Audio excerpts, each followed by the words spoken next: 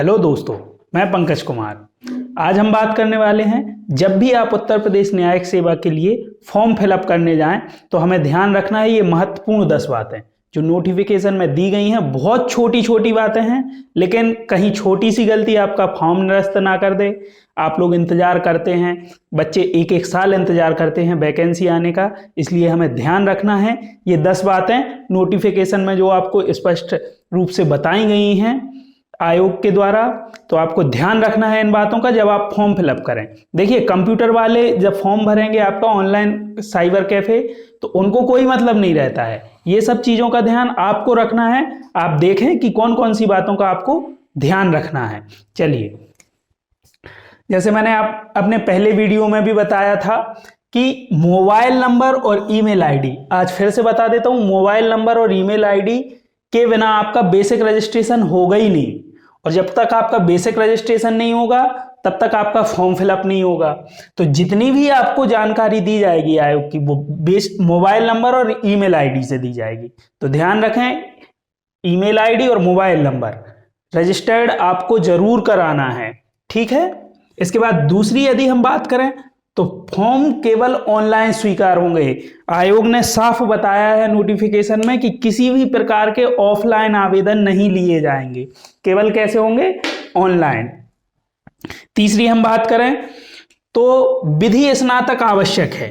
Notification में एक line लिखी है, वहां दोनों चीजें एक साथ बताई हैं कि विधि स्नातक। जब आप योग्यता के बारे में योग्यता के कॉलम में देखेंगे नोटिफिकेशन में, तो वहां लिखा है कि विधि स्नातक आवश्यक है। विधि स्नातक की उपाधि आपके पास होनी चाहिए। उसके बाद अधीनस्थ न्यायालय में विधि व्यवसाय करने का हकदार हो।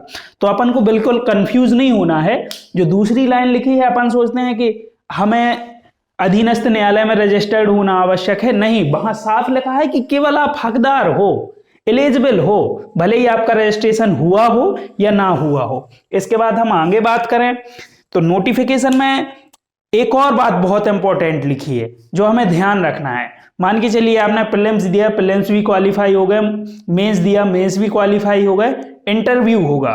तो इंटरव्यू में उन्होंने साफ बताया है कि देवनागरी हिंदी का ज्ञान आपको आवश्यक रूप से होना चाहिए। उन्होंने साफ लिखा है, आप किसी भी भाषा से हों, लेकिन आपको देवनागरी हिंदी का आना बहुत आवश्यक है, ठीक है। तो यदि आपकी हिंदी कमजोर हो, मेरे हिसाब से तो नहीं होना चाहिए, लेकिन यदि थोड़ी बहुत भी आपकी हिंदी कमजोर लगती है आपको, तो हमें थोड़ा सा उस पर अभी से काम चालू करना है, थोड़े थोड़े सुधारना है अपनी हिंदी को, ठीक है।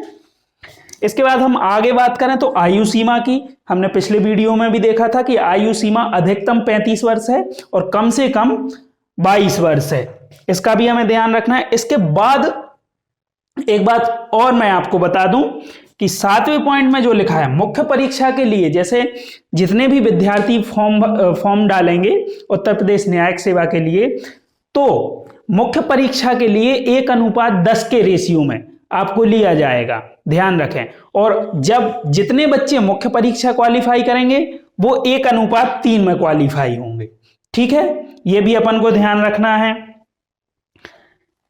और सबसे इंपॉर्टेंट जो नोटिफिकेशन में दिया है, सबसे इंपॉर्टेंट बात यह है कि गलत अथवा त्रुटियुक्त जानकारी देने पर फॉर्म निरस्त हो जाएगा।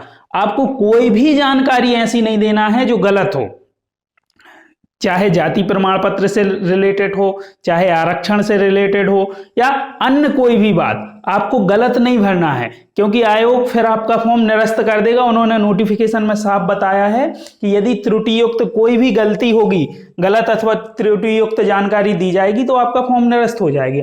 और आपको ये देखना भी है, कई बार क्या होता है, साइबर कैफे वाले क्या करते हैं कि गलत त्रुटियुक्त भर देते हैं जानकारी, या फिर अपन ध्यान नहीं देते हैं तो कुछ भी गलत कर देते हैं। तो गलत नहीं भरना है फॉर्म, वरना निरस्त हो जाएगा, आप पहले ही परीक्षा से बाहर हो जाएंगे। इसके आगे यदि हम देखें तो नेगेटिव मार्किंग होगी। नेगेटिव मार्किंग है, ठीक है।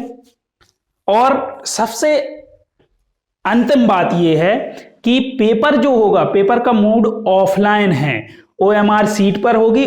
OMR सीट में आपको दो सीटें मिलेंगी, जिसमें से एक जमा हो जाएगी जो भी वहां परीक्षक होगा ओरिजिनल वाली, और आपको एक कॉपी दे दी जाएगी।